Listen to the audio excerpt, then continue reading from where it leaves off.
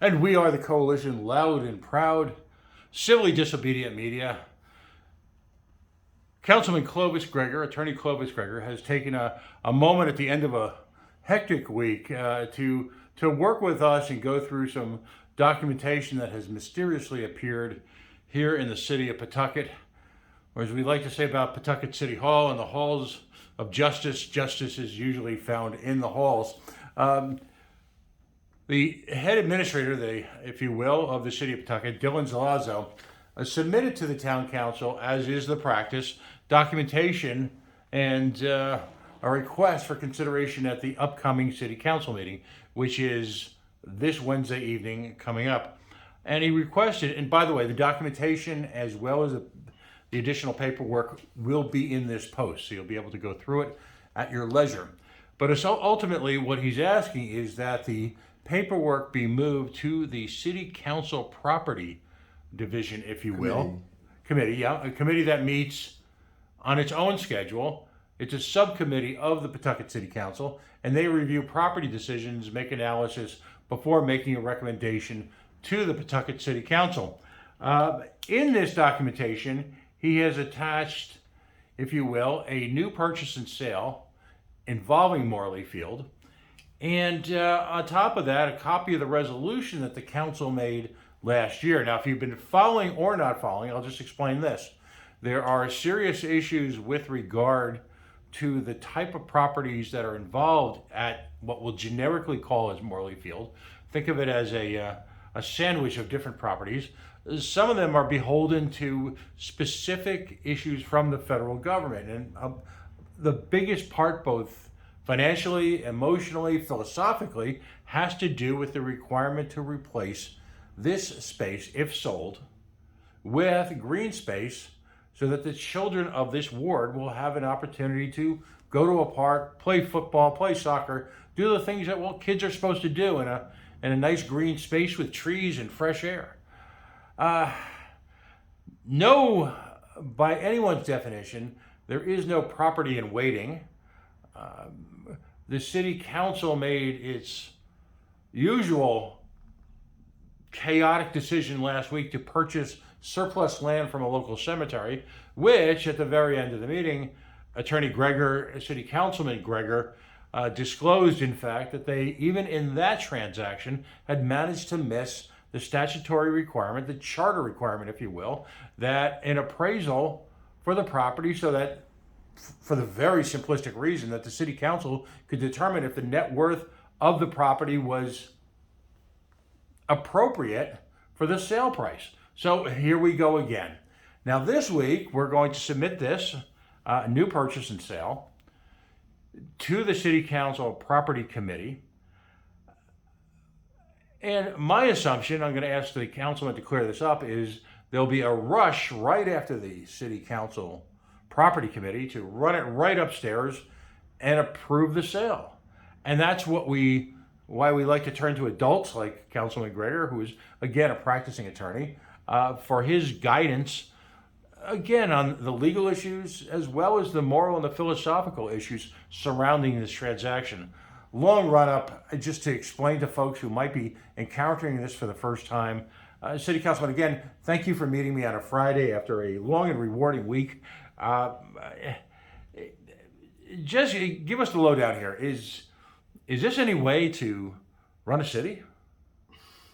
Oh, I'm not going to comment on that aspect.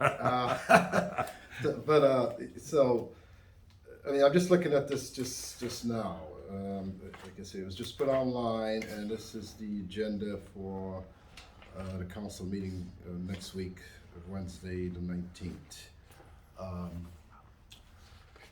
And in that, there is, as Pat just stated, there's a couple of resolutions. One is for the council to consider a new resolution to purchase, this time not the whole Morley Field, but only the ungifted lot. Because again, I'm not sure if people have been following this. Morley Field is made up of two lots. Lot 291, which was gifted by the Narragansett Water Company, who owned both parcels of Morley Field. back, do you want me to? It's my understanding is that it was gifted, and then but also, and there's where there may be a little confusion. The government's involved. Was part of it paid for by the government, or part of it a grant from the Forest Service? Well, what happened essentially back in '75, I'm not sure, somewhere mid-late '70s, I guess. This is what's ironic is that the council at the time actually had noticed that there was no green space in District 5, in the Woodlawn neighborhood, and had looked at this lot that was owned by the Narragansett Water Company, which was vacant, had never been built on, which is where Morley Field is now, but adjacent to the Machinations River, and they were using. In order to acquire it, they voted on a resolution to do a land condemnation, essentially, which is similar to eminent domain, where in this case they would take, using the state statute, acquired those two pieces of parcels, lot 291 and 319, for the specific purpose of creating a youth athletic field, since that district didn't have any. And through the process, they were successful in acquiring lot 309 through the condemnation deed process. So they acquired that. However, their attempt to do that in lot 291, for whatever reason, failed. I'm not sure why, but however, shortly thereafter, the Narragansett Water Company decided to just gift that property to the city for the purpose which they had tried to do the land condemnation for a youth athletic green space for the district, and it was to be called William H. Morley Memorial Field. So that's how that came about. And through that process, the NPS and the Land Water Conservation Fund comes in as a means of funding and preserving the property. So essentially, the agreement with the city, funding was used to purchase the other lot that was acquired through land condemnation, which is lot 309, and the rest of the funding was applied towards creating Morley Field, collectively the two lots as Morley Field, a recreational space, which it's been. And through that agreement, the city is supposed to be the stewards. National Park never takes possession of the land. However, it maintains perpetual control on the property to ensure that it's perpetually preserved for green space for the purpose for which it was funded for, and that it would require the city to maintain it as well to a standard acceptable for public's use. So just for background, the city failed miserably to preserve, to upkeep Morley Field for some time, well over a decade at this point. Organized youth sports were discouraged from taking place over there. General use of the park was also discouraged, and park was completely neglected. Bathrooms and the concession stand that was there has been closed for probably over a decade or more.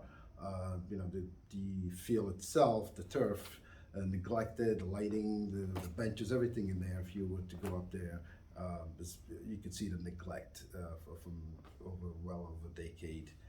The city simply just ignoring it.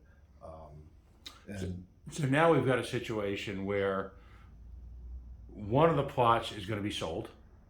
They're looking to sell it. Yes. Yeah. They're looking to sell it. There is still no formal replacement for what is known as Morley Field within the ward. No. The actual purchase of the cemetery plot, as it was voted on by last week, you would contend is effectively null and void because of the city's inability to provide proper documentation in the form of an appraisal at the time of the council vote. Mm-hmm. So is this an attempt to just rush this through, this partial sale? And what's the point of then having this piece of property that will still be, I don't know if they'll still attempt to call it Morley Field, and eliminate really, again, the green space necessary for children in the community. Correct. Piecemeal. Yes. Yeah, but this whole thing is rather strange. As I stated before, last year in August, when the administration brought up and the planning department brought up the idea of selling Morley Field, they